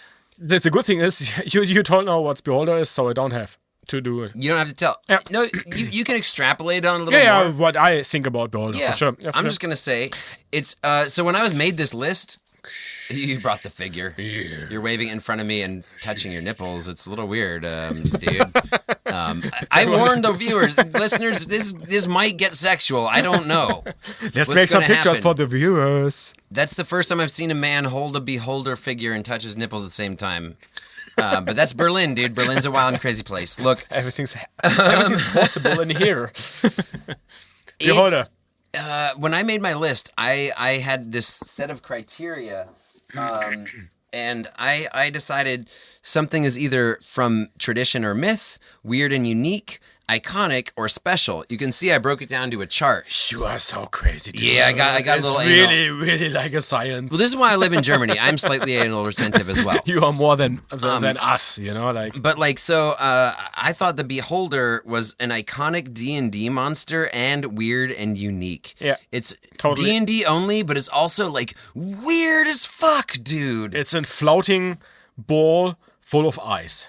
It's just terrifying. Yeah. And has the magic eyeballs and whatnot. Yeah. My favorite kind, again, sub races, we got to break it down, is the basic one. Yeah. But I did cheat in my own mind a little bit in that sense because I said I'm only going to use monsters that I ever encountered or used in my own campaigns. Yeah. The only beholder I ever used in my D&D campaigns or encountered. To be fair, I'm playing 5e now, and I had to jump out for a while because I'm too busy right now. But the last year, I was playing with this dude and this DM named Karthik, dude. He's so badass. and he made a little baby beholder who was a bartender, which was so funny. Nice. And then we had to go meet his father, who was like a giant scary beholder, and he invented his own beholder sub race. It was badass. There was this one beholder in all of the stories of D&D. The Waterdeep. Dude, we're in Waterdeep. That's the thing. He did the Waterdeep campaign, and he tied in the beholder shit, but that's all another thing. I think I never encountered a beholder, and I think I bring up a beholder once in my campaign. Well, maybe. in my campaign, I'm not sure. I ran it back in 2008, right? Yeah. And I had a vampiric beholder who was a recurring arch villain, and so it wasn't I've never used the basic beholder. I think maybe if Karthik's campaign counts, I don't know if his baby beholder's a basic one or a baby of his special sub race he created. Yeah. But dude, like. I made the vampiric beholder, and in that campaign, I was lampooning a lot of political people at the time, a lot of U.S. politicians, and so my beholder's name was McCainus, named after John McCain, who was the Republican frontrunner in the 2008 election. Okay. And I would always hold up. We would get all drunk and stoned at our games, and I would always hold up the beholder. And then when they encountered him, it was a vampire beholder, and I'd go, "It's McCainus, McCainus, McCainus, McCainus," and it was really scary because we were all reminded of John McCain, who Jake put up the mini in front of my face all the time when he said McCainus. To be fair, John McCain is a very benign politician, and compared with the Republicans today, he's way less scary than the millions of human beings who roam the U.S. now. But Beholder is so classic, and it's so on like all the covers and everywhere. You can see Beholders, and I love this creature. I love it so much. Yeah, he's on the cover of the Beholder's on the cover of AD&D Second Edition Monster Manual. He's a cover monster. Yeah. And also on the Dragons, Dungeons and Dragons 5e Annual 2023. Whatever. That was not fast at all. Yeah, you do number 5. My number 5. It's in German. Mm-hmm. The Hyänenmensch. Oh, what? Hyenas. What is it? Gnoll. Oh. It's a Gnoll. The Gnoll, really? Yeah. Okay, interesting. Yeah, it was like for me also. Why do you like the Gnoll? I can't really tell. I just like the image of it. I just like the image of these humanoid hyenas creatures, which are really, really evil and work together with goblins and orcs, or put them as slaves, and are kind of next to hobgoblins and orcs, are the mightiest ones of them. You never realize them, but there are. Yeah, they're two hit dice. Yeah. So, and I don't know, I can't really explain, but I really, really like this Gnoll guys just because of their image. That's it, kind of. The Hyena Men. Yeah, I just saw them. The Hyena Men. And I always love them, and I always love to bring them in. Since a long time gone that I bring them in one campaign of mine, but I love them. I love them, really, I don't know. Do you feel like that was influenced by The Lion King? Of course. Yeah. Because was like... That's a main reason why. Cheech Marin, dude. Fucking hilarious. Yeah, that's it. So I make it really quick. So next one. Number 4. My number 4 is Red Dragon, homie. Bingo, bingo, bingo, bingo, bingo, bingo, double bingo! No, you got red. Nice! Dude, you spiked out. You just fucking killed the audio, homie. We have to fix that. God damn you. Sorry. We got too excited. We have double bingo. Holy we have shit, double dude. bingo. We have double We bingo. did Red Dragon, and you made the audio red. But it's red. But number 4. It's by me. It's dragons. We got real excited. It's dragons. We got real excited. It's dragons. Okay. And there was a third group of cheating like dragons. Yeah, you were cheating. But I don't took the metal ones, just the color ones, and the color ones is of course the red dragon. Dude, red dragons are so awesome. But then there was like today or yesterday I put this other thing onto this list, and then today was this question: do we just take the Monster Manual number 1? You said no. I said okay. Then the Dragon Lich. Oh, you did Dragon? That's from Monster Manual 1. Is it? Dude, I will show you the page. Just pour the shot. German. And whatever. Give us the Oh shot. yeah. We did the bingo. That dub- means we did had the to do double more bingo. Berliner Luft because we both got dragon. But here, dude, I'm just going to say why red dragon. Again, with my little scientific So breakdown. cool that you have it on 4. Me too. It's an iconic monster. Give me your shot glass, please. So it's an iconic monster, but it's also from myth. It did 2 check marks out of 4. But the red one is from The red myth? dragon's like from total mythology, dude. Oh, we don't have any shots left then. So Okay, well, hopefully nothing we'll see will what happen. happens. Cheers. Yes. Yeah, getting wasted off that Red Dragon. sweet mouthwash. Sorry that it was so loud, but Red Dragon, come on. Yeah, it has to be in the you red got line. really excited. That's what's so fun about this podcast, though. We are not bullshitting. This is genuine, Honestly. disgusting male excitement. Retarded. Told you you're not supposed to say that. Yeah. I don't give a shit what you say to me, you know? You also work with retarded people, you tell me. Yeah, I did mention that. I mean, I work as a tour guide, so clearly Yeah. I work Whatever. with retarded Red people. Dragons. Red Dragons. We are... Yo, dude, Oh, I stopped the time. it's an iconic monster. Fuck, I stopped the time. I don't know.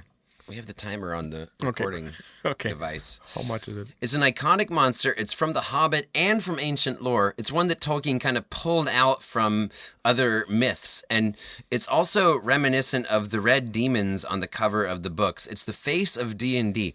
Dungeons and Dragons is called Dungeons and Dragons. So the red dragon is the dragon of Dungeons and Dragons. What you also see on our hack and slash It's- logo. Yeah, it's on their hack and slash logo because our hack and slash logo is a derivative of the Dungeons and Dragons logos. And so, therefore, it is like kind of. It's not only iconic, but it's also badass as fuck. All the other dragons are kind of a little bit like different, and they breathe different breath weapons, and they have different the colors. red one, But it's the red one, he breathes fire. fire, and like that's what dragons do. Like in all the classical old stories, is that they breathe fire. I never mentioned, I never realized that Tolkien brings out a red dragon. Yeah, Smaug, dude. It's a red dragon? Smaug is a red dragon. You What see? the fuck? You know that? The fuck you talking about, man? You see, lost in translation maybe? Dude, did you not know Smaug is a red dragon? Maybe I just stupid and I don't, and I overread it. Could be, Dude. or it's a lost in translation. I don't know. No, sorry he guys. makes it Maybe pretty clear, dude. yeah, maybe I just He makes get it pretty confused. clear. Yeah, okay. When he said it's a red dragon, Smaug is a red dragon. nice. But he took that from the millennia worth of lore in human history where the idea of a red reptilian fire-breathing red figure. is always aggressive. Red Yeah, is always red is- aggressive. it's the color It's that- aggressive. yeah, it's fire. it's a color- It's hot. It's like it makes you like like aggressive. You know, like it's, Yeah, and I never really like copped on to the whole like demon thing in D&D because like I never used a lot of demon stuff in my campaigns with I had one, but like the whole thing is that like the human psyche in a Jungian sense when we think of these archetypes like red, reptile, and fire, these things together, that's why it's the Satan for Christians. It's why it's like they got scared. The Christians got scared of D&D is because there was a and giant red hair, demon. red hair by women. You know, like so. Well, that's a whole other topic. Yeah, but you know, I know what you mean. I That's come up, why they were scared of the women that had red hair. I come up with that because of the Christians. What you said. Yeah, you know, yeah. like the red hair. You know, like the witches have red hair. I think blah, I should blah. take this moment to plug my Red- campaign, Red Wizard of Tai. The Red Wizard of Tai. I'm going to take this moment and just go let people know that I'm doing a fundraiser right now. It's for the Satanic Temple. The Satanic Temple is doing a fundraiser for women's reproductive rights. And I am going to run a 15-kilometer mud run, an obstacle course in Germany, in the state of Brandenburg, in August. And in that mud run, I'm going to attempt to raise 1,500 euros to donate to the Satanic Temple's fundraiser for women's reproductive rights. Roe versus Wade was recently overturned in the U.S., which is caused a lot of extreme violence against people, and by people I mean women, mostly women.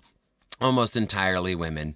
And the Christians are just doing what they've done for many, many centuries, which is to subjugate and commit violent acts against women. So I don't think that's cool. And so I'm doing a fundraiser to try and help them with a legal struggle, a legal battle for the satanic abortion ritual, where in Texas, they are trying to stop Christians from committing these violent acts against women in court by saying we have a religious right for our thing in the same way that they have a religious right, quote unquote, for their thing. So let's please donate to my thing. Yeah. I'll put the link in the bio on Instagram and whatnot. But the Satanic Panic and D&D connection is a topic for another podcast. Totally. But like I do love that connection, and I think it's kind of funny and kind of cool, and I love that like by the 80s, like Satanism had become ironic and kind of people had started intentionally pushing buttons because they knew they could get more attention by using satanic imagery, even though they didn't believe in Satan at all. And it's a totally non-theistic thing, as is the Satanic Temple. Yeah, so I'm just going to go ahead and plug my little fundraiser. Last week, I watched a video, I don't know, from this YouTuber about this Satanic Panic. And he said second edition was after the Satanic Panic. What's not true. So it was... it was a little bit during it. Doing it. Yeah. A little bit. So it kind of started to peter out in the mid-80s. And we will mention that for sure in one of our topics of the Satanic Panic, you know, like that D&D kind of got into this cancer culture. Yeah. So, and also that then the third edition and the 3.5 edition, what I learned now, it's like they try to avoid things because of the second edition, try to avoid things because of the Satanic Panic, you know, like try to make it like more PC for the people. Oh yeah, dude, totally. That's a cartoon. It's a topic for another time. Yeah. We are already deep into this podcast. I just was using this particular monster on my list as an opportunity to promote my fundraiser. Please donate to my Mud Run for Satan, which is a support of women's reproductive rights. Satan is a good one there. It's not the Church of Satan. It's for the Satanic Temple, which is a non-theistic organization for women's rights. It's not fascism. It's not sexism. It's not homophobism. Homophobia. And homophobia is not existing, you know? So, yeah, okay, well, just fucking let's move on. Jesus Christ. It's just like... Let's not get into the semantics of the word. Homo guys, and we don't hate homo guys. Support the Mud Run for Satan. Yeah. And also, red dragons are badass. Red fire-breathing reptiles are a part of our consciousness. Dude, so because my number 4 is also the red dragon, you have to come up with your third one. Oh, dude, like you also did the red dragon for your 4th? Yeah, that's why I said double. Whoa, that's dude, why I got some That's crazy, dude. We both did red dragon. Yeah, you don't mention that? I thought it was like you did dragons. I didn't know it was red dragon. Yeah, dragons and red. There in front. Dude, that's rad. So you have to put out your third one. Okay, number 3. Dude, we both had red dragon for number 4. That's badass. I had dragons, but the red one and the lich. But yeah. Number 3 for me is mermaids. Because he's a mermaid. I am a mermaid, so now I'm going to do the plug first and then the description second, opposite order of last thing. But make it fast. Yeah, okay, fast. I don't know the time. My timer stopped. It's getting there. Okay, look. I am a merman. You can go on Instagram to the Mermaid Island Experience. It's number 3 already. Number 3. Wow, it's a top 3 already. So wow. Yeah. It's mermaid number 3. My third favorite monster in D&D is a mermaid. Yeah. And I actually have a collection of mermaid tales. I am a He's a mermaid. I am an internationally licensed mermaid swimming instructor.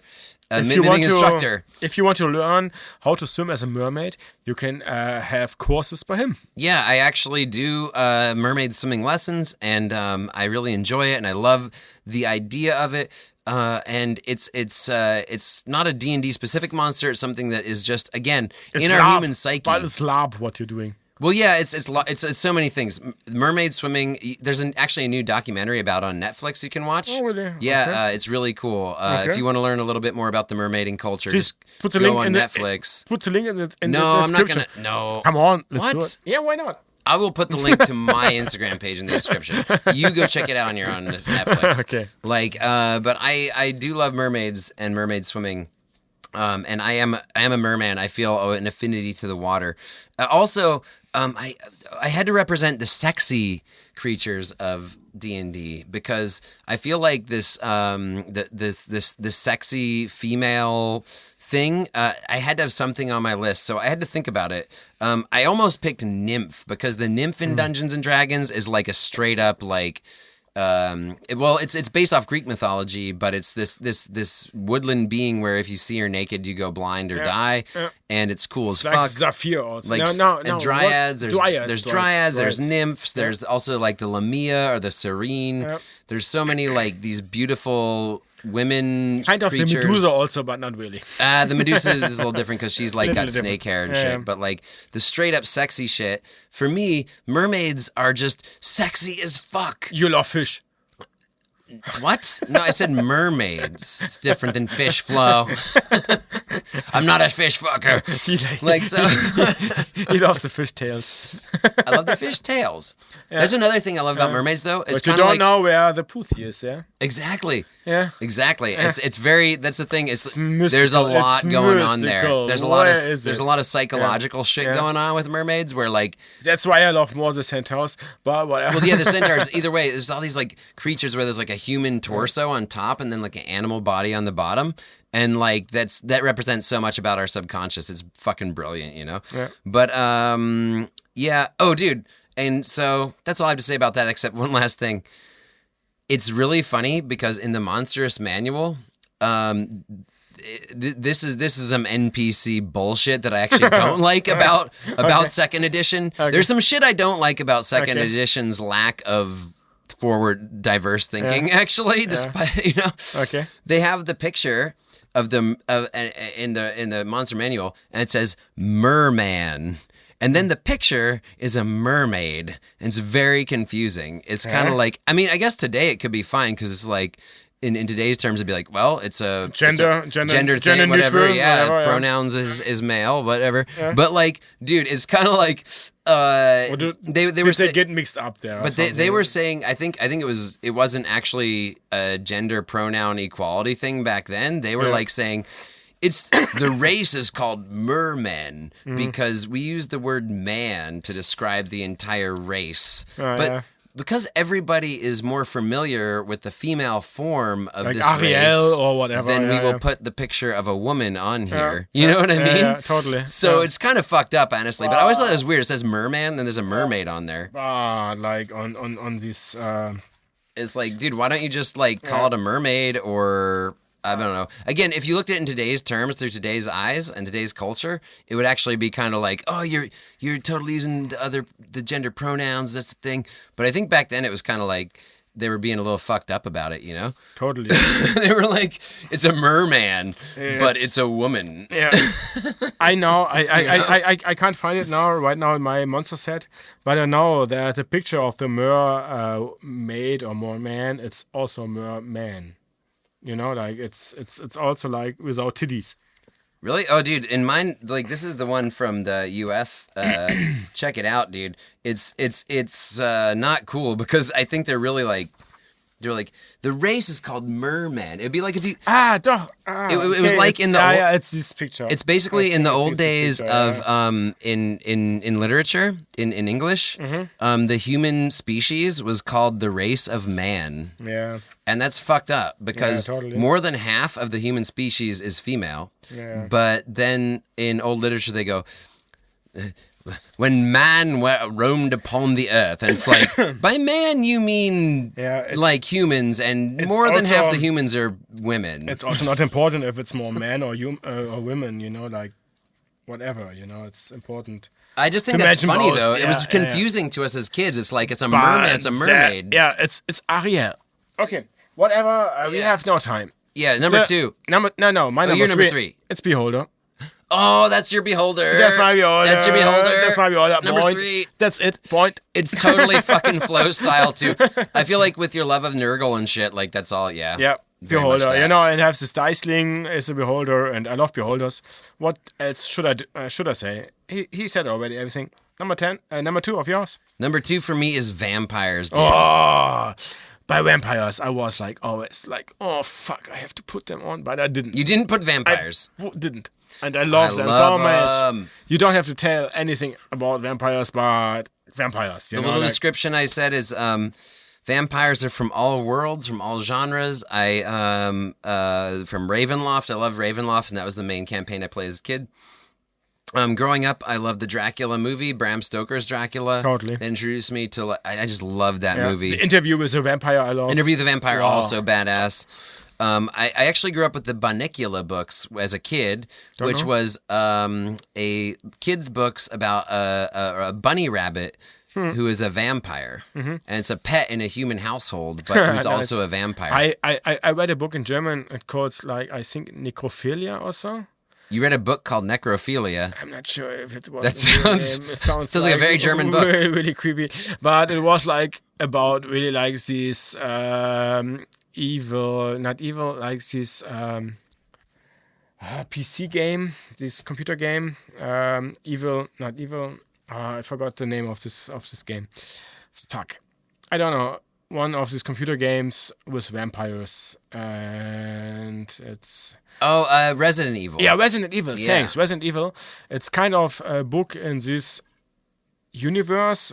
Not really, but it was like really like fast, creepy monster vampires. You know, like not just human. Yeah, there's so many incarnations of them. Yeah. That's what I love too. It's like Yeah. there's a lot of different ways they've been portrayed. I was thinking a lot about vampires on my list. But I also had to have representatives of the undead because the undead are super cool. Yeah. And it's like one of my favorite parts of D&D is like, I have to say I don't have any undead on my list, just Dragon Lich. oh, that counts though. So, It's undead dragon. but the Red Dragon was more important. But the vampires are my faves. It's also funny that they're sexy undead though. Yeah. You know what I Yeah, mean? They're like totally. they're like zombies or skeletons Yeah, underneath, yeah. but then they have this human form where they can seduce people. Yeah, So yeah, again, it's very They union. can turn Yeah. you into them, you know, like, It's you love them, you like them, and you invite them to your home, and blah, blah, blah. yeah, there's a lot So- of. I mean, I could really talk for a whole podcast's entirety about vampire. Totally. I have books at of home course. about Yeah, me too. vampires and literature. I recently visited you did too, didn't you? Visit the Nosferatu exhibition? Yep. Yeah, so we both visited the Nosferatu Here in Berlin, yeah. In Berlin, there was a movie called Nosferatu. In the 20s. And it's from Berlin. Yeah, it was from 1922, a German expressionism film.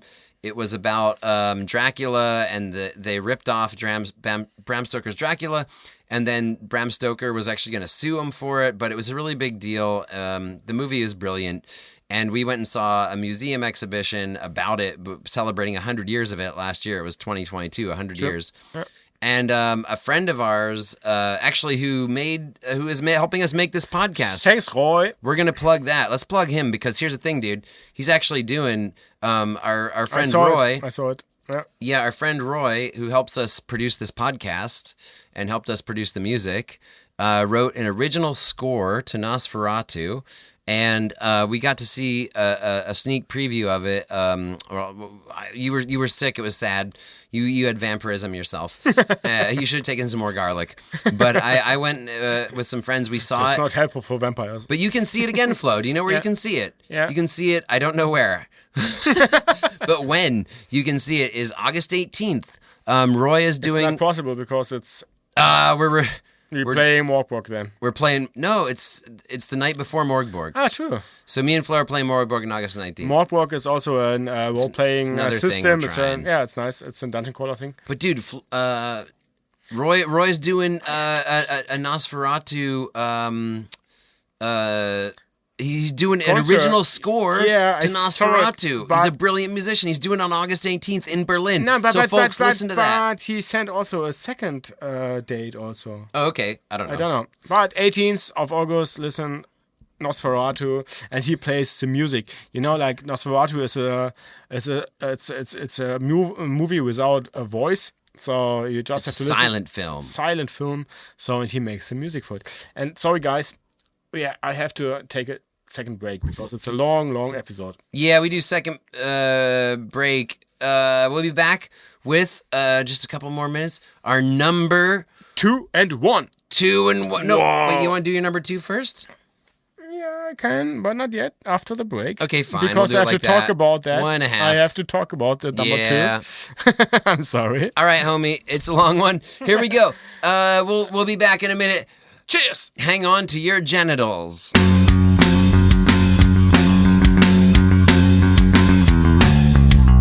And we're back. Second We had 2 breaks. Yeah, but it's a long one.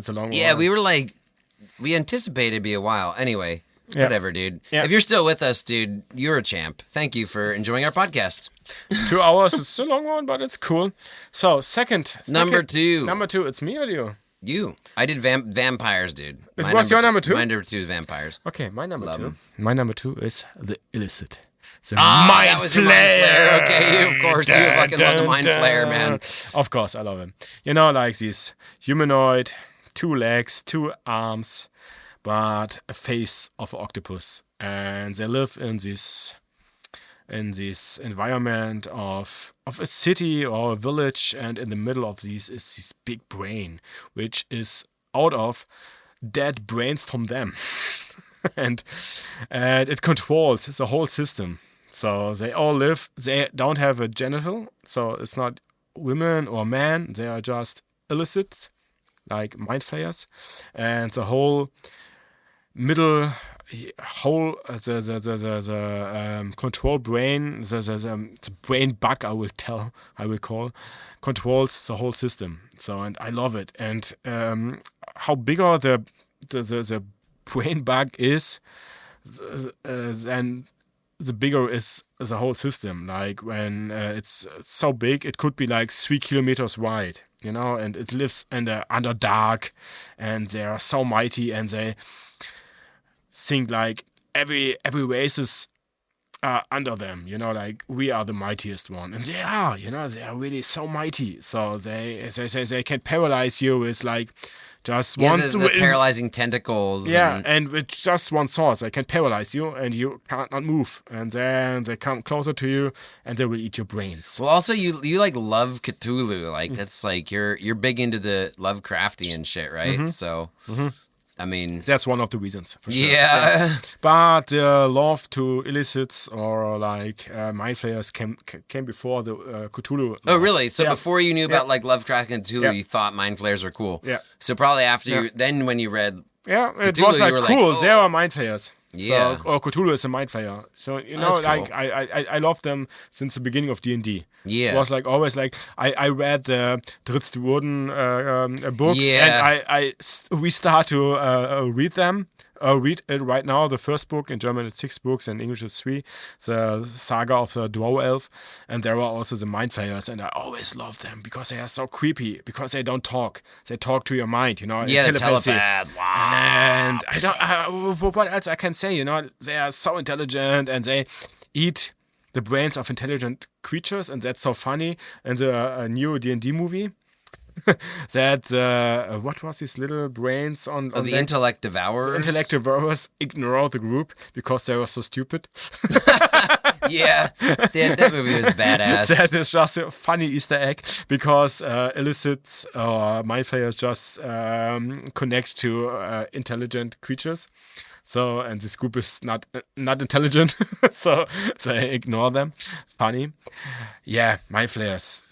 Search for them. They are like this malving, this pale. If you don't know what they are and you're listening to our podcast, what the fuck?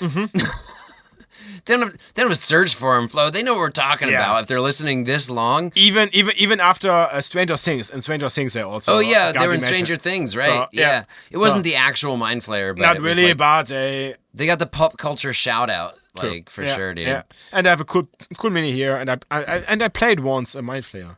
Was so cool. Oh yeah, we'll throw that out on Instagram. We'll show you the mini that Flo painted of mind flayer. So, dude, let's do number 1. Number 2 by you was. I already did number 2 as That vampires. was vampires. I lost the role. What was I the have to do 3? my What number was one. the 3? Sorry. Mermaids. Oh, yeah, true. Okay, sorry. Okay, number 2 was Yeah. not the bird. I love mermaids and vampires, dude. Yeah. They're like What was the number 2? I really associate with mermaid. They're the two monsters I feel like I'm the most like. I don't know. What was like, the number 2? My number 2 is vampires. Oh, yeah. Yeah, because I'm a creature of the night. Yeah. So And I feel I've got this excited. gothic. I love the gothic vibe. What's the number 1? What's the number number one, one. dude? Ding, ding, ding, ding, ding, ding. My number 1. Your number 1. D&D monster. Yeah, second edition. D&D monster. Number 1 from Jake second edition. Humans. No way! Really? Yeah, Oh, humans. you are so good. Oh, Humans. fuck you! Fuck Jake. Humans are the worst. Yes, it's true. They really are. Not bad. Humans are the absolute worst monster I am in so the world. fucking boring. Jake, it's brilliant. What a twist! You thought it was gonna be like Give me your fucking trolls yeah, or some your shit? fist, No. Yeah. I got humans. Because, dude, humans are actually Yeah. the worst monster in the real world. So boring. But No, they're not. and you can play anything. You can go up any level. You can play in any class. And blah, blah, blah. They can be good. They can be evil. Yeah. They can be... But here's the thing. I think that they're actually monsters. So I had halflings are on the list, and I think halflings aren't monsters. They're like a good race. I mean... But like humans are monsters, dude. But sorry, I have to In real interrupt life. you because every monster, when you play it as a player character, you can switch the Gesinnung. Yeah, the Gesinnung is alignment. More D&D alignment. words from Yeah, German. Thanks, but yeah, I know what you mean. So humans, In the real world, humans are like actually... You know what's funny about the climate change? What I think is funny about the word climate change is that it's the human-induced murder of all life on Earth. yes, Like, all life on Earth right now is getting murdered because of humans. yes, And We are but parasites. we call it climate change, and it's a very light, euphemistic bullshit term. Yeah. But actually, humans are murdering all life on Earth. yeah. And They will not, but yeah. yeah, I mean, like some of us aren't. Maybe just ourselves. They're, And they're, then well, the me world and you will as survive. individuals, I know what you like mean. Yeah. I sometimes I imagine when cancer is eating a human body, sometimes I wonder if there are cancer cells that are screaming for all the other cancer cells to stop what they're doing. Yeah, but Because I that's- feel like that's what some I think humans are like. humans are kind of the cancer cells for They're the the world. cancer. Humans are a cancer. Yeah. That's a fact. The Earth is a living organism that we're a cancer and But destroying. there were still good humans also, like in Copenhagen also. And wait, there's a good humans in Copenhagen. Why do you bring up Copenhagen as an example? There were some The Little Mermaid statue is there. Yeah, and that's mermaids right. are rad. and there were some political guys who try to change all the shit what's happened right now, but whatever, you know. Yeah, well, we can get Scandinavian pretty guys. tangential about this. That's why I It's kept this political. number one. I don't want to talk political shit. We are on D&D here. There's Humans, fuck humans. So humans are the monster number in one. not only they're the monster in every movie.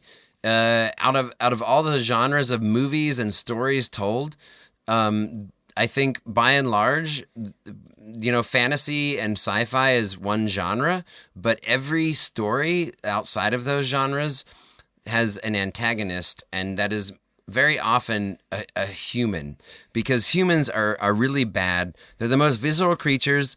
They're killing the whole world in real life, and in D&D, villains are like the villains of D&D and D&D adventures are whether they're human or not, are beings that are trying to destroy all life on Earth. And that's what humans are actually doing in the real world. And so the D&D adventurers are heroes who are trying to stop them. But humans are just so evil and bad. And I gotta understand that I'm a very misanthropic person and I'm coming off as a misanthrop, which I am. I admit it. But like...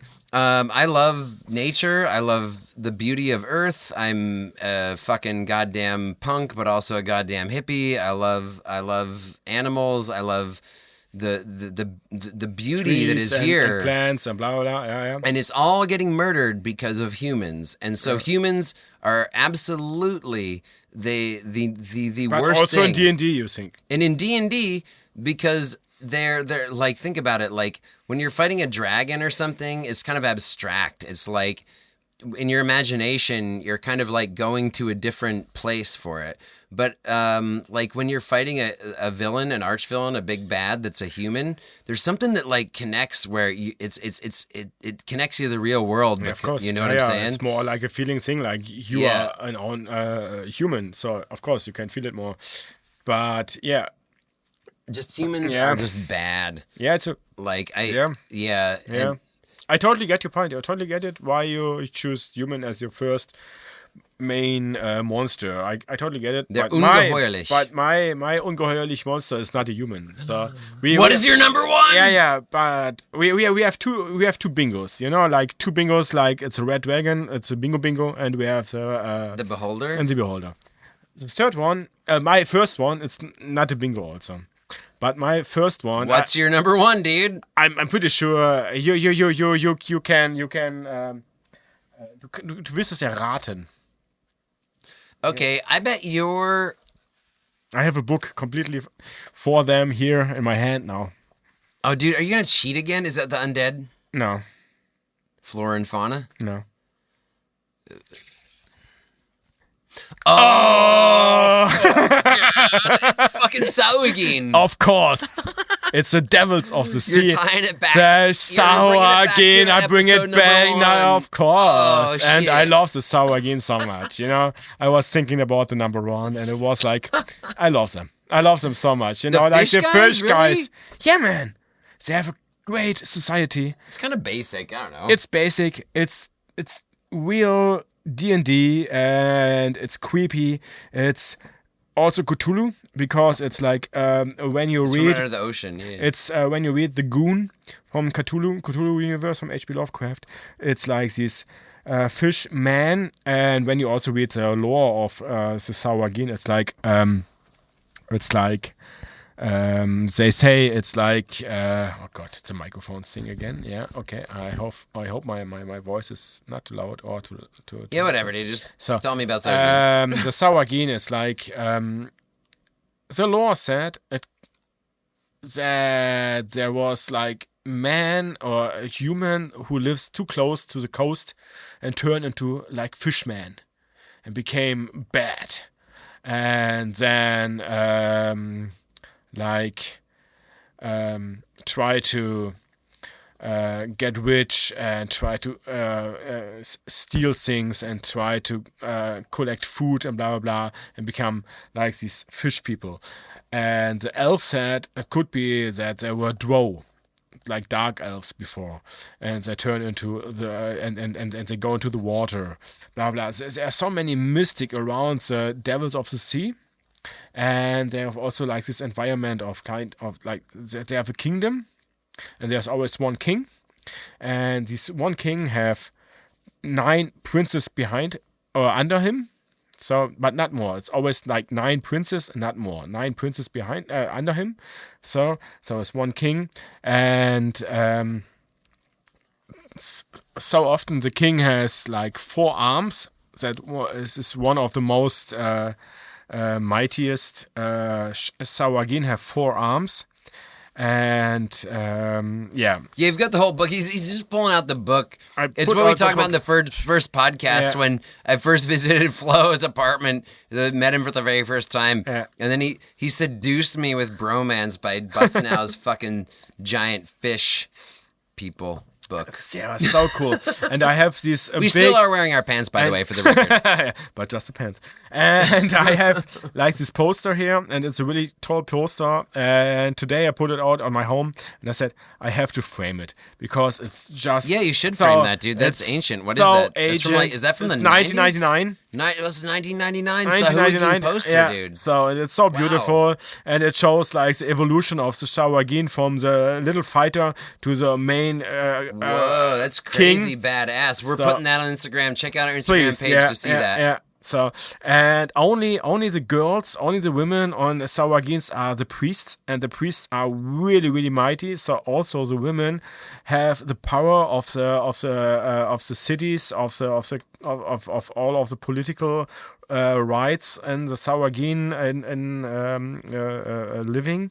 Wow. So, and I just love them. You know, they are kind of humans, but just evil. And well, really evil. They're not humans, dude. They're fish people. They are fish people. They can swim. It's imaginary. And they're not real. And they just hang around with sharks. They hang around with sharks. Those motherfuckers be hanging with sharks. So that's you can't trust them. Fuck them, you know. They are so great, and they are so mighty, and they have jewelry and produce jewelry by themselves, and I don't know what else to say. You know, I love Sawagin. That's it. That's it. That's We're wrapping my up the number one. podcast. Yeah. It's a long ass podcast. Yeah. We picked the top 10, and that means 20 between us, monsters. And we took the risk of figuring out how long this would go. Yeah. But if you're still with us right now and listening, we love you. Thank you. Please, if you'd want to do nothing else than just conclude this podcast with us, that's fine, because we really appreciate your listenership.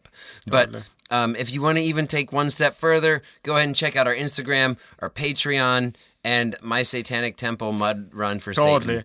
Yeah, that's the things we're doing. And please subscribe to YouTube. Subscribe to the YouTube, right? That's the thing people do. And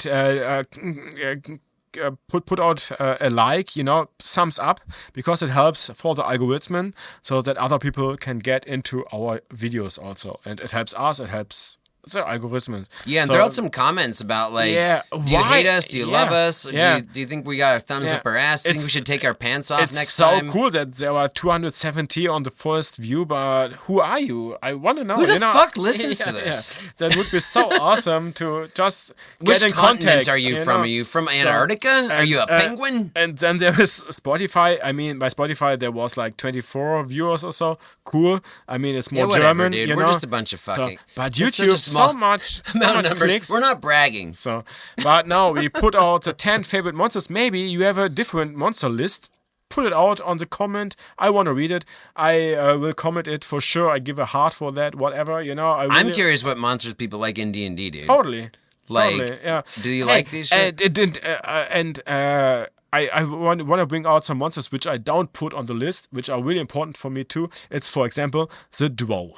You like the Drow? The dark elves. We're already really, over time, homie. Let's just talk about that next time. Look, Okay. here's the thing. Let's conclude it. Let's wrap it up. Yeah. Dude, episode 3, keep tuned.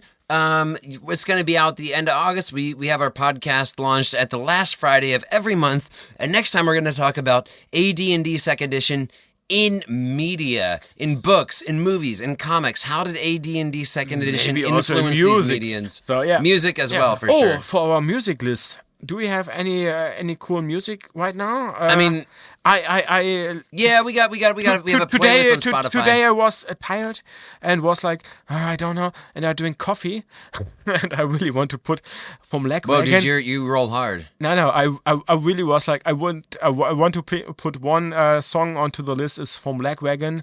I drinking coffee every week. Okay, whatever, dude. Look, So I'm trying to conclude this. Yeah.